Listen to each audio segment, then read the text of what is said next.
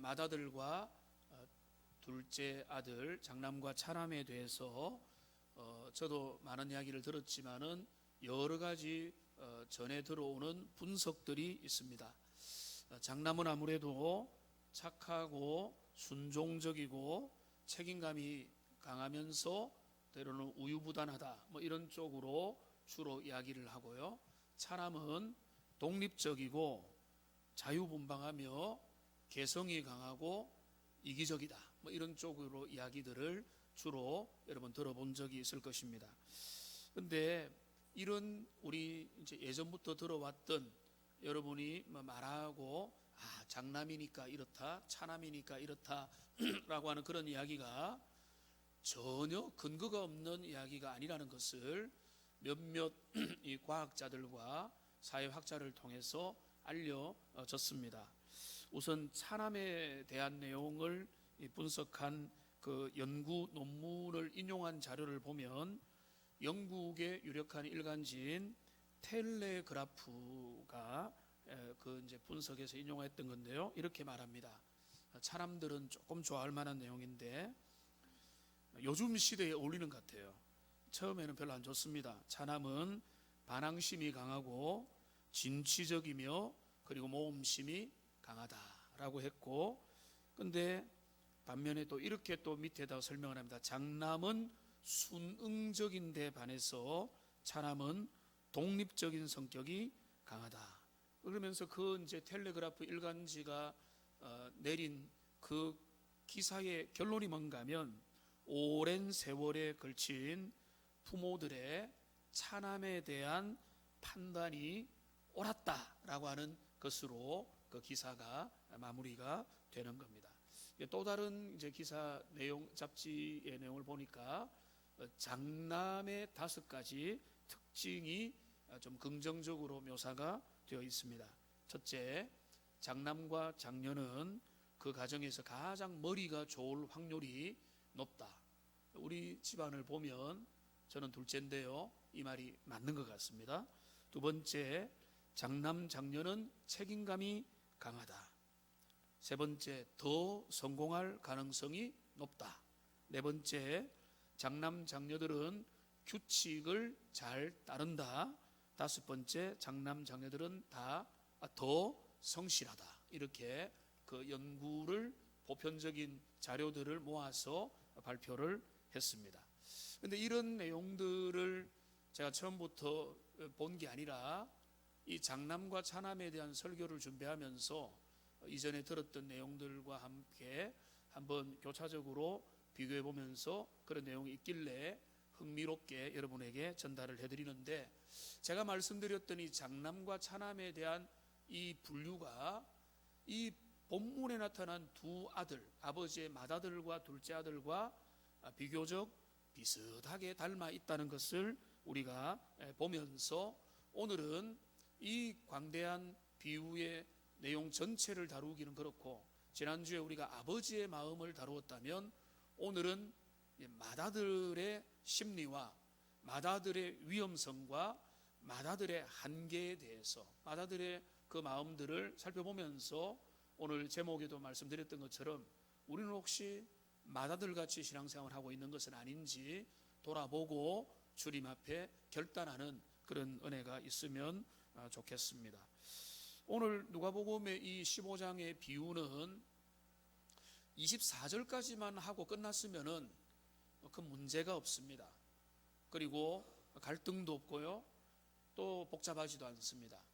아들이 돌아왔고 그래서 잔치를 벌였다, 해피엔딩이다, 이렇게 돼야 되는데 갑자기 그 25절부터 뭐가 나오는가 하면 맏아들이 집에 안 들어가는 겁니다. 종의 이야기 들고 잔치가 벌어졌다니까 밖에서 화가 나서 문 밖에 머물러서 화를 표현하고 있는 그런 모습으로 갑자기 이야기가 선회되고 있는 것을 우리가 볼 수가 있는 것입니다. 이 내용을 통해서 우리가 좀 몇 가지를 살펴보기 원하는데요, 가장 먼저 우리가 비유 속에서 발견하는 이 맏아들은 화가 나 있다는 겁니다. 여러분 옆에 있는 분들 얼굴 한번 보십시오. 한번 보십시오. 근데 지금의 얼굴도 얼굴이지만 평소 얼굴을 한번 떠올려 보세요. 여러분의 얼굴을 떠올려 보세요. 평소에 마음이 평화롭고 은혜가 있습니까? 아니면 화가 나 있습니까? 우리 주변에 그런 사람 별로 없겠지만은 평소에 화가 나 있는 사람들이 있어요. 지금 이게 마다들도 화가 나 있는 것입니다. 근데 화가 나 있다는 것은 뭔가 마음에 불만이 있다는 것입니다. 내 마음대로 안 되기 때문에, 섭섭하기 때문에, 그러니까 내 마음이 평화롭지 못한 상태, 그게 바로 뭔가 하면 분노가 내재화되어 있고, 그것이 어느 특정한 순간이 되면 터져버리게 되는 그런 것이 되어 있는 거죠. 저는 우리 사회가 좀 위험한 사회라고 봅니다. 왜냐하면 화가 나 있는 사람들이 참 많이 있습니다. 운전을 하다 보면은, 거리를 지나가다 보면은, 뭐 제가 직접 그게 아니라 어떤 상황이 되면은, 누가 잘못하면은, 어떤 조그만 끈덕이가 있으면은 그 사람의 잘못에 대해서 무자비하게 보복을 가하는, 그게 바로 뭔가 하면 화가 나 있어서 이제 그런 거거든요. 사회적으로, 그리고 주변을 대해서 쉽게 화를 내고 분노하고, 그러니까 건드리면 폭발을 하게 될 상황에 이르게 돼 있는 것입니다. 사람들이 화가 나 있는 이유는 다르겠지만은 그 화가 난 것은 뭔가에 불만이 있다는 것입니다. 주변 사람들 때문에, 가족들 때문에, 배우자 때문에, 자녀 때문에, 환경 때문에, 당신 때문에, 상사 때문에, 부하 때문에, 기대했던 사람들의 그 실망스러운 모습들 때문에, 내 마음대로 되지 않는 주변의 환경들 때문에 이제 화가 나 있는 것입니다. 지금 오늘 이 마다들은 왜 화가 났고 누구에게 화가 났습니까? 그거는 알죠? 아버지에게 화가 나 있는 것입니다. 물론 동생도 그는 미운 것입니다. 동생도 밉고 아버지에게는 화가 많이 나 있는 것입니다. 지금 이 직전까지 벌어진 이 모든 상황에 대해서 종으로부터 이제 소식을 들었던 이 마다들은 화가 갑자기 치밀어 오르면서 이제까지 참았던 모든 울분과 스트레스와 내재된 감정들이 다 폭발하면서 화가 이제 표출하는 그런 지경에까지 이르게 된 것입니다. 여러분, 우리 중에 혹시나 여러분들 중에 인생을 살아오다가 이제까지 살아왔던 삶의 결론으로 집 문 밖에서 문 안에 안 들어갈래 하면서 화나 있는 맏아들과 같은 그런 마음을 가지고 있는 분은 여러분 없겠죠? 혹시 그런 분은 없습니까? 어떤 이유 때문에 화가 많이 나 있는 사람, 사회에 대해서거든 누구에 대해서 어떤 대상 화가 나 있는 상태. 이 화가 나 있는 상태가 되면 어떻게 되는가 하면 제일 중요한 건 뭔가 하면 아버지가 준비한 그 기쁨에 전혀 참여를 하지 못하는 거죠. 내 감정, 내 진실, 내 소중함, 내가 지금 화가 나 있기 때문에 진짜 소중한 것들을 누리고 진짜 그 순간순간의 행복을 감사하면서 동참하면서 그 동생을 끌어안아주고 아버지와 함께 잔치를 섬기는 그 일을 하지 못하는 거죠. 그러니까 지금 이 화가 나 있는 상태는 인생을 낭비하는 상태요, 참으로 참 불행한 그런 상태라고 할 수 있는 것입니다. 이 화가 난 마다들 같은 상태가 내 상태가 아닌가라고 한번 물어보면서 오늘 이 비유의 결론은요, 소위 말해서 열려 있습니다. 결론이 안 나와 있습니다. 아버지의 설득을 받아서 그 아들이 얼굴을 확 바꾸어서 마음을 풀고 잔치에 들어가서 그 동생을 끌어안아주고 그 손님들에게 잔치를 섬길 건지, 아니면 끝까지 거기에서 멈추어 서서 이제 아버지와 동생과 전쟁을 벌일 건지는 여기에 열려 있는 겁니다. 성경은 일부러 열어놓았다고 봅니다. 왜? 그거는 그에게 주어진 몫이기 때문에. 이 맏아들 심리에 갇혀있는 자가 풀어내야 될 것이기 때문에 성경은 그것은 여러분에게 들려져 있는 겁니다. 여러분이 삶을 돌아보고 아버지의 권유를 받아서 이제 선택을 하십시오. 이렇게 되는 것이. 그러니까 먼저 이 맏아들은 아버지에게 화가 나 있는 겁니다. 왜 화가 났습니까? 아버지가 대처하는 방식이 마음에 들지 않는 거죠. 둘째가 아버지의 품을 떠나서 먼 나라로 가서 아버지의 마음을 서운하게 했다면, 첫째는 자신의 생각과 감정에 집중함으로 아버지를 서운하게 하는. 그러니까 집 나간 탕자만 탕자가 아니라 집안에서 아버지의 마음을 몰라주고 아버지의 기쁨과 아버지의 슬픔에 참여하지 못하는 이 집안에 있는 맏아들도 불효자인 겁니다. 그러니까 집 안에 있는 탕자라고 저는 이름을 부르고 싶어요. 탕자는 집 밖에만 있는 게 아니라 집 안에도 있다. 이 두 아들, 한 아들은 집 나간 탕자고 한 아들은 집 안에서 길을 잃은 탕자가 되는 것입니다. 왜 잘못한 둘째를, 내 동생을 이런 방식으로 대우하시는가? 이게 이제 화가 나 있는 본질이라고 볼 수 있겠습니다. 그 맏아들의 심리 속으로 들어가 보면 이런 게 되겠죠. 아버지, 이 동생이 얼마나 잘못한 사람인지 아버지는 잊어버렸습니까? 살아계신 아버지에게 유산을 분배받아가지고 며칠 안에 즉각적으로 호다닥 팔아가지고 현금화시킨 장본인이고, 그걸 팔아가지고 멋진 데 쓴 것도 아니고 들려오는 소문에 의하고 보면은 허랑방탕하게 그 모든 것들을 쾌락으로 낭비해가지고 인생의 소중한 재산도 날리고 기회도 날리고 부모의 명성도 먹칠을 해버린 천하의 불효자 아닙니까? 그런데 저는 지금 그 빈털터리의 모습으로 돌아와서 무슨 면목도 없고 그렇게 잘못한 어떤 낯짝이 있어서 돌아왔냐고. 그 아들이 얼마나 잘못한 일들을 떠올리는 그 검사와 같은 느낌으로 지금 이 맏아들은 동생의 잘못을 지금 생각을 하면서 울분을 토하고 있는 것입니다. 이 동생이 한 게 뭐가 있냐? 그걸 아버지는 왜 모르시느냐? 아시면 왜 그렇게 하시느냐? 이게 지금 맏아들이 화가 나 있는 핵심 그 내면의 이유가 아니겠습니까?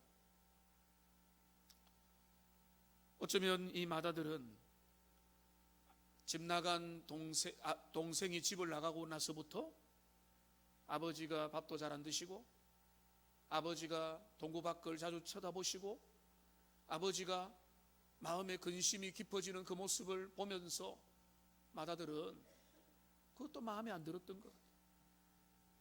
그 집 나간 아들은 이제는 호적에서 지워버리고 저와 함께 잘 살아봅시다. 우리 가정에서 다른 거 생각하지 말고 거기에 마음을 둡시다라고 그 맏아들은 생각을 하는데 아버지는 동의할 수가 없는 거죠. 항상 그 마음이 불편한 있는 그 마음 자체를 이 아들은 못마땅하게 생각하는 것입니다. 저런 천하의 불효자를 어떻게 받아줄 수 있느냐? 그것도 모자라서 살찐 송아지를 잡아서 잔치까지 벌어주느냐? 한 달을 굶기고 고통을 주고 완전히 그 견책을 해도 마땅치 않을 상황인데 잔치를 벌인다?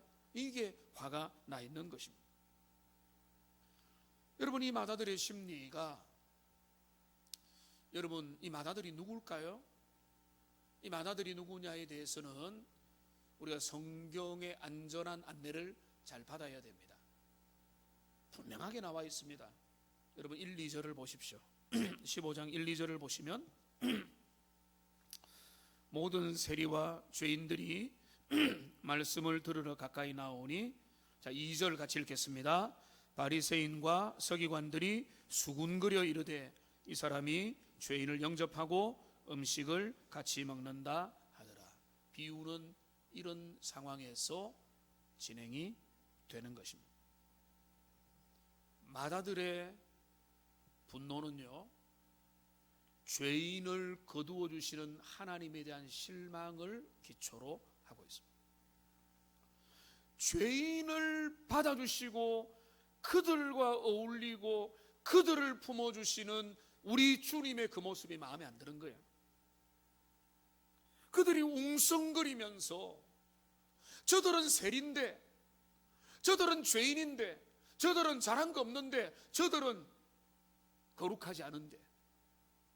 여러분, 우리가 복음서를 읽으면 바리새인들이 아주 못된 놈으로 이렇게 비춰집니다.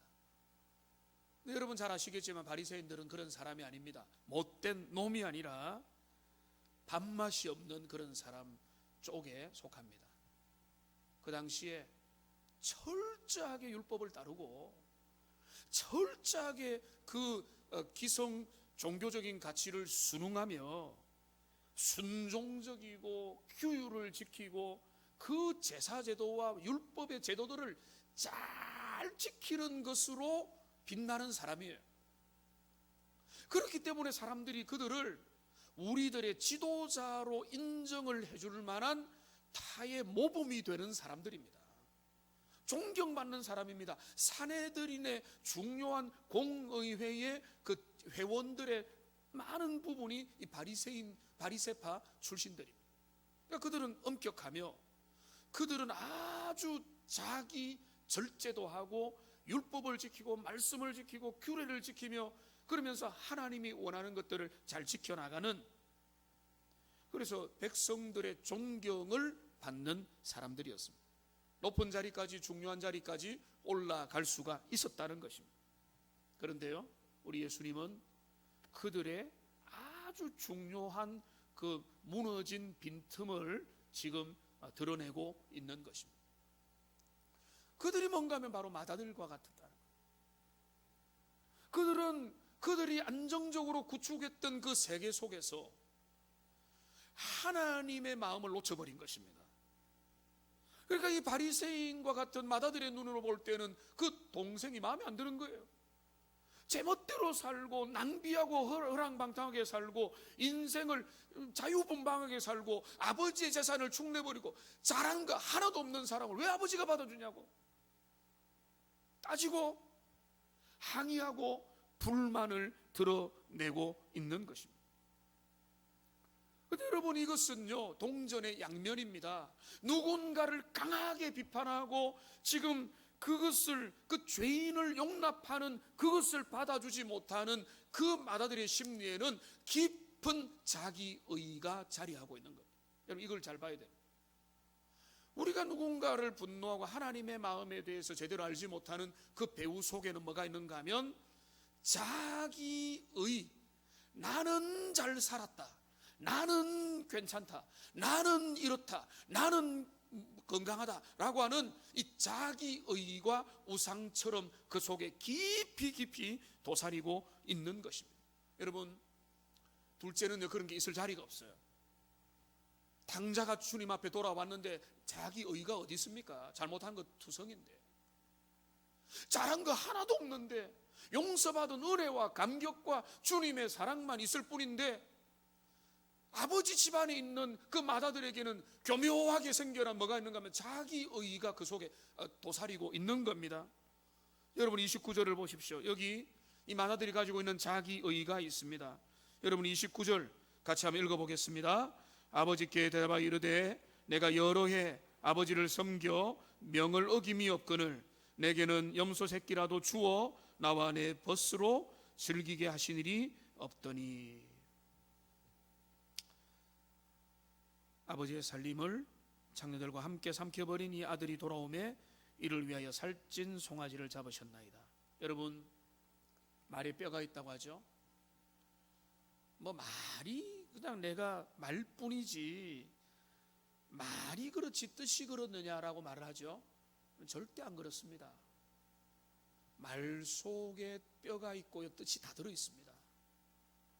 말에 진심이 담겨 있는 겁니다. 그러니까 여러분의 자녀들의 예를 들어서 항변과 울부짖음이 있다면 그 속에 진심이 들어있는 겁니다.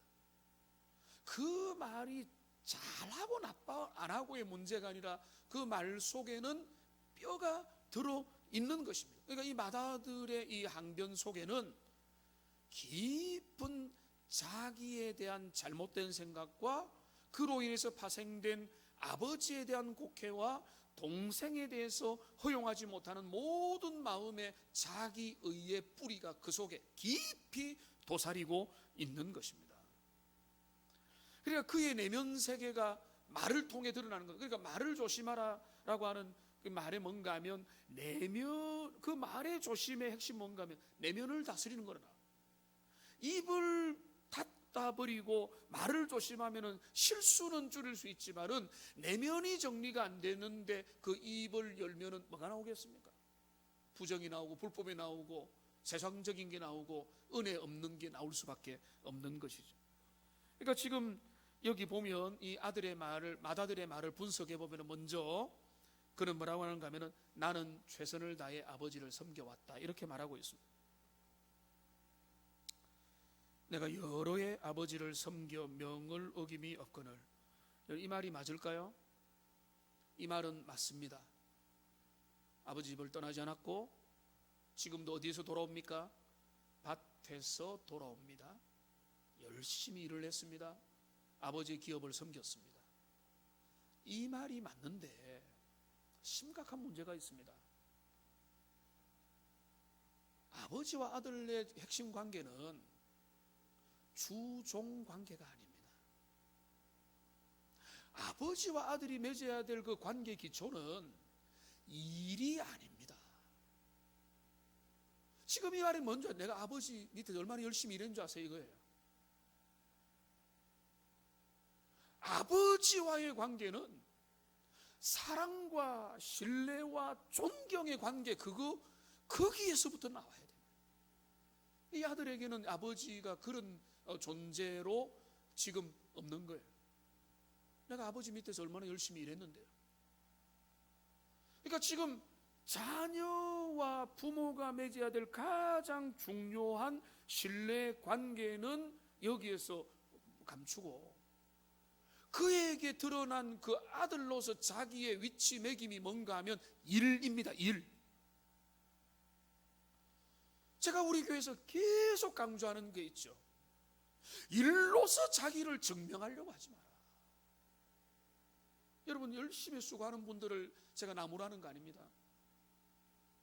그러나 그 초점과 방향과 우선순위가 잘못되면요 다 망쳐버리는 거예요.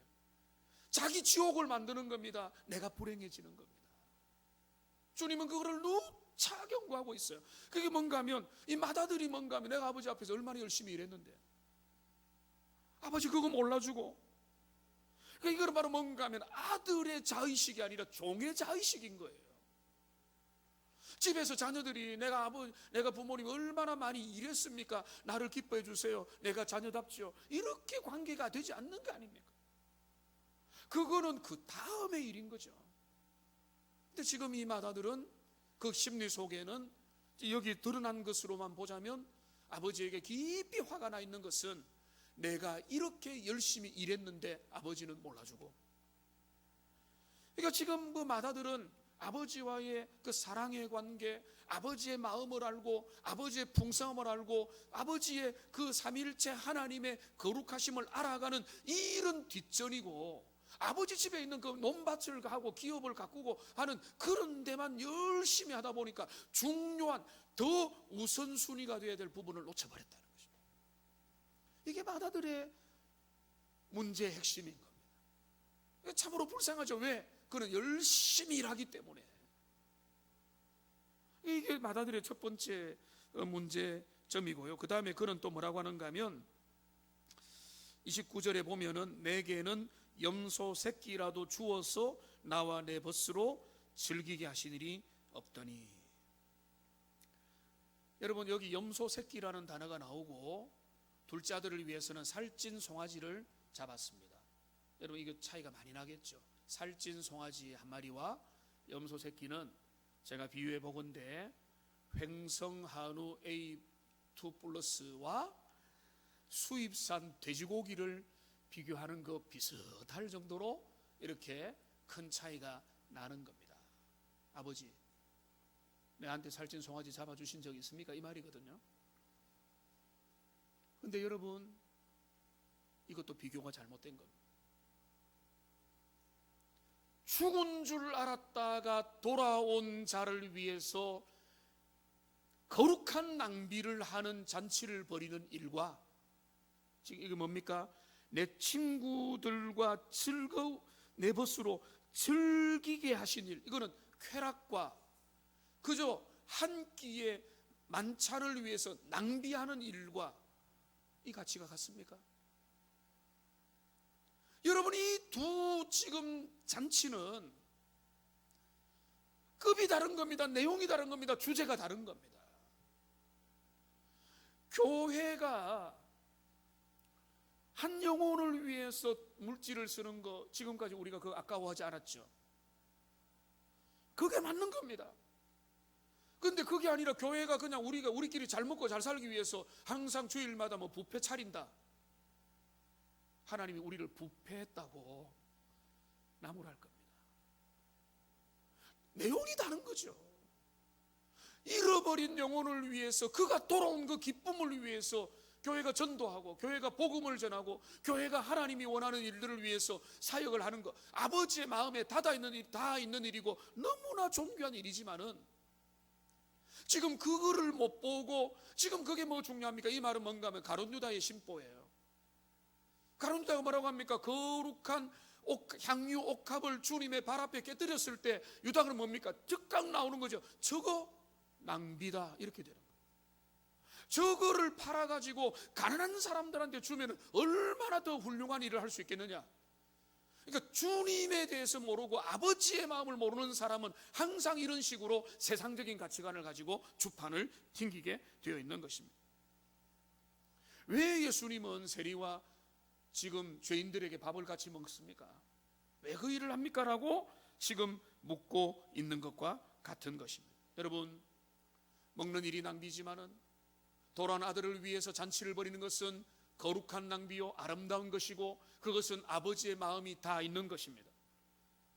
교회는 전도와 선교와 주님의 복음의 영광을 위하여, 하나님의 나라를 위하여서는 아낌없이 우리의 모든 자원을 동원할 수 있어야 되는 겁니다. 좋습니다. 오늘 제가 예배는 거룩한 낭비라고 했죠. 오늘 로망전도를 가고 목요일 낮에 하나님 앞에 전도하는 분들이 꾸준히 전도하고, 또 몇몇 분들이 같이 와서 이 일을 하고 있습니다. 시간이 제일 많은 분들이 와가지고 그 시간을 낭비하고 다른 분들은 알차게 보내서 그렇게 하는 게 아니잖아요. 이분들이 낭비를 하는 이유가 있습니다. 그것이 아버지의 마음이기 때문이다.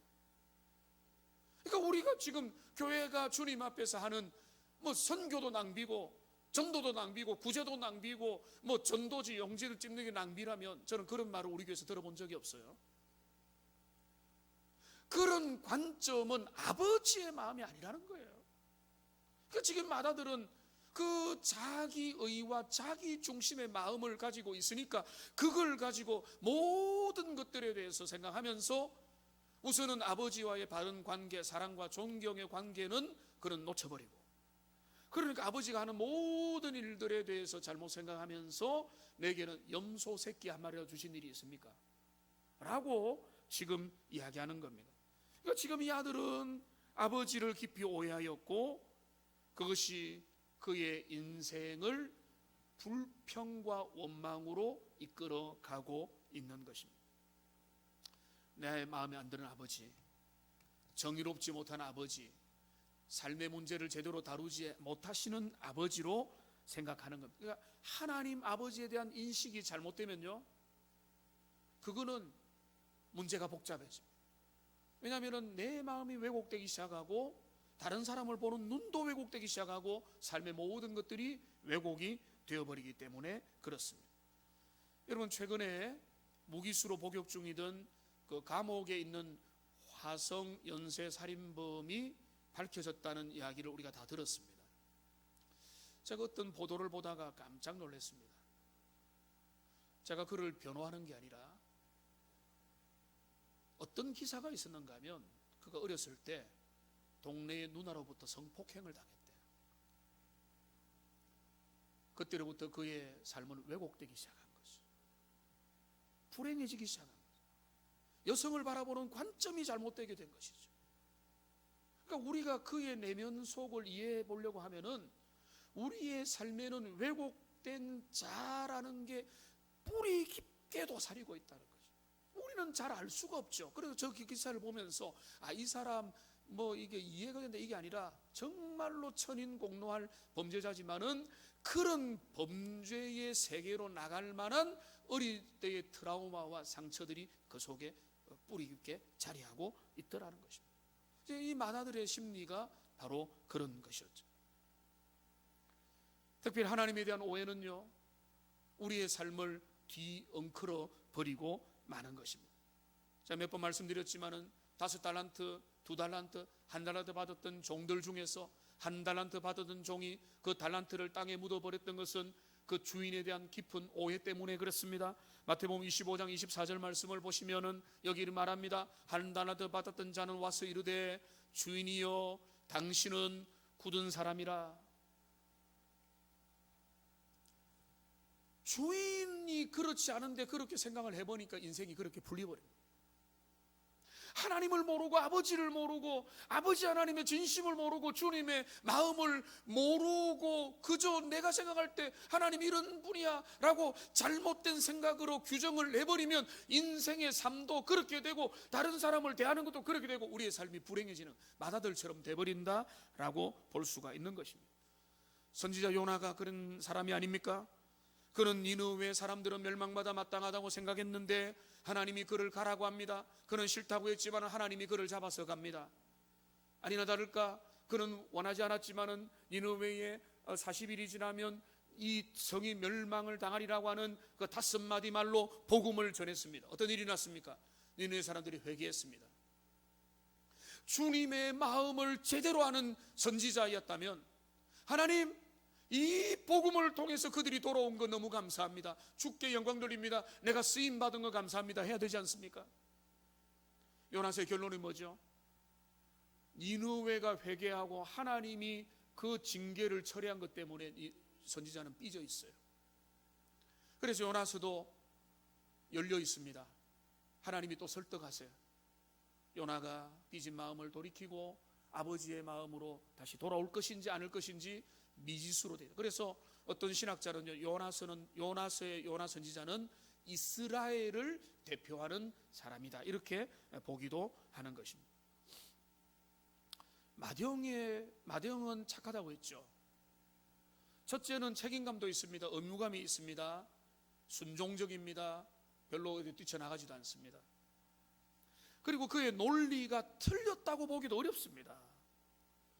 둘째가 잘못했고, 둘째는 불효했고, 둘째는 아버지를 섭섭하게 했고, 둘째는 재산상의 손해를 끼쳤고, 그의 행색을 보면 초라하기 그지없다 이겁니다. 저는 마다들의 모습에서 한 가지 빼고 다 있다는 것을 발견했습니다. 마다들에게 없는 게 뭐죠? 은혜입니다. 은혜의 마음, 자비의 마음, 그 죄인과 연약한 자를 긍휼히 여기는 그 마음 빼고 마다들의 말은 다 맞는 말이에요. 마다들의 말이 틀린 말이 아닙니다. 그 말이 근거가 없는 말이 아닙니다. 그 말이 맞는 겁니다. 그런데 이 마다들과 다르게 아버지가 어떻게 했는지를 보십시오. 아버지는 당자가 집으로 돌아올 때 집 문 밖에 나가서 달려나갔죠. 벗은발로 달려나가 목에 입을 맞추고 그를 끌어안고 잔치를 벌여주셨습니다. 그런데요, 오늘 여기 본문에 보면 아버지가 지금 뭐 하고 있는가 하면 잔치를 벌여가지고 손님들이 와 있는 사람들이 있으니까 썰을 잡고 좋은 분위기 속에서 음식을 서빙하다가 종을 통해서 보고를 받습니다. 밖에서 아들이 삐져 있다. 화가 머리끝까지 나 있다. 여러분, 제 같으면 아버지의 마음을 몰라주는 첫째 때문에, 오히려 첫째 때문에 더 화가 한 번 더 삐질 것 같아요. 이 아들은 왜 내 마음을 몰라주느냐? 아버지 어떻게 하시죠? 문 밖에 나오세요. 아버지는 모든 섬김의 일을 중단하고 잔치에 서빙하고 사람들 인사하는 일들 중단하고 문 밖에 나와서 마다들을 설득합니다. 저는 이게 충격적 복음의 진실이라고 봅니다. 하나님의 감당할 수 없는 은혜는요, 마다들에게도 해당이 되는 겁니다. 그러면서 그 하나님의 은혜, 아버지의 은혜의 모습을 우리가 볼 수 있는 단어가 있습니다. 31절에 보면은 아버지가 이르되, 그 다음 뭐라고 했죠? 뭐라고 했죠? 애매하죠? 한번 따라 합시다. 예. 다시요. 예. 예 하니까 무슨 말인지 모르겠죠? 아들아, 이 말이 아들아. 예야, 예야. 저는 이 말씀이 참 울림이 큽니다. 다른 말 안 했어요. 아들아. 이 말은 뭔가 하면 너도 내 아들이라는 거예요. 그렇게 해도 너도 내 자녀다는 거예요. 예. 하면서 그 아들을 설득하고 아버지의 마음을 알려주고 그의 모든 마음들이 풀리고 새롭게 회복되기를 원하셨던 것입니다. 여러분, 이 마다의 세계는요, 오늘날도 많이 작동하고 있습니다. 율법주의적인 세계관입니다. 인과응보적인 세계관입니다. 열심히 살면 보상을 받고 실수한 사람들은 국물도 없어야 된다고 하는 철저하게 인간적인 논리입니다. 복음이 아닙니다. 바리새인들은 그 길로 잘못 들어갔습니다. 그들이 처음부터 출발이 잘못된 게 아니에요. 그들은 나름대로 우리가 하나님의 규칙을 잘 지키려고 출발을 했지만은 나중에 그것이 어떻게 되는가 하면 율법주의가 되어버린 거예요. 여러분이 바리새인의 심리, 마다들의 심리는요, 이런 사람이 조직을 지탱하고 이런 사람들이 수능적이고 잘 지키고 많은 것을 잘 하지만은 그 속에 화가 차 있습니다. 왜? 은혜로 그 모든 것들을 극복하지 못했기 때문에. 여러분, 맏아들이 좋습니까? 둘째 아들이 좋습니까? 아버지는 둘 다 사랑하세요. 근데 둘째는 허랑방탕한 데서 돌아왔는데 집안에 있는 아들은 멀쩡한 것 같은데 전혀 지금 변화되지 않고 아버지의 마음을 섭섭하게 하더라는 것입니다. 아버지가 문 밖에 나와서 설득합니다. 여러분, 이 맏아들은 어떻게 되었을까요? 우리는 이거 알 수 없습니다. 천국에서 맏아들을 만나볼 수 있을지 성경은 그것을 침묵하고 있습니다. 들어와서 동생을 환대하고 그래서 모든 잔치 분위기에 동참할지 아니면은 나는 아버지와 동의할 수 없습니다, 아버지의 마음이 내 마음이 아닙니다 라고 할지. 여러분, 적어도 분명한 것은 한 가지, 아버지의 마음은 모든 잃어버린 자를 향한 열려있는 마음인 것입니다. 이제 전도축제가 다가오고 있습니다. 올해도 어김없이 다가오고 있습니다. 저는 이번 전도축제에 여러분이 자기의 마음으로 그냥 충실하게 화가 나 있거나 분주한 그런 분이 되지 않기를 바랍니다. 아버지의 마음을 좀 헤아려 보는 그런 이번 축제가 되면 좋겠다, 이런 생각을 해보는 겁니다. 아버지가 가장 기뻐하는 일이 뭔가? 그거는 바로 뭔가 하면 전도하는 일입니다. 잃어버린 자를 향해서 관심을 가지는 겁니다. 잃어버린 자들을 향해서 찾아가고 대신자들을 찾아가고 그들에게 진심을 전하고 그들이 복음을 들을 수 있도록 계기를 마련해주는 이 일에 여러분이 동참한다면 아버지가 제일로 기뻐하실 그런 거란 겁니다. 여러분, 손에 전도지를 들으시고 지금 이제 준비된 초청장을 가지고 낙담한 이들, 잃어버린 자들, 주님을 복음을 들어야 될 자들 여러분 찾아가면 좋겠습니다. 여러분, 오늘 주보에 안에 보시면은 두 개가 들어있죠. 하나는 뭔가 하면 초청장입니다. 여러분, 이 크게 되어 있는 엽서 예수님의 사랑 이야기 사랑을 나누어의 초청장을 여러분 한 장씩만 드렸는데 나가실 때 입구에 좀 준비를 해놓고 좀 더 필요한 분들은 가져가서, 이거는 전도지가 아니기 때문에 여러분이 주님 앞에서 정말로 기도하고 이번에 마음을 전하고 나와 함께 복음을 듣자고 초청할 분들에게 이거를 여러분 소중한 마음을 담아서 전달하십시오. 여러분 미리 차도 한잔 하시고, 아니면은 내가 식사 대접하겠다, 뭐 교회에서 밥을 준비하니까 내가 카페에서 섬기겠다라고 하든지 해서 그들과 관계를 적극적으로 만들면 좋겠습니다.